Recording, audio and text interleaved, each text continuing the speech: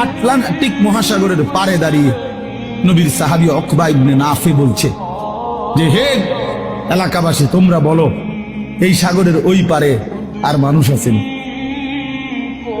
তখন জনবাসী, এলাকাবাসী বলছে, ওই সাগর তো অথই সাগর, আমাদের পূর্বপুরুষ থেকে কারো জানা মতে এই সাগরের ওই পারে মাটিও নাই, মানুষ তো ভরে হবে, এ তো অথই সাগর, এর কোনো কুল কিনারা নাই।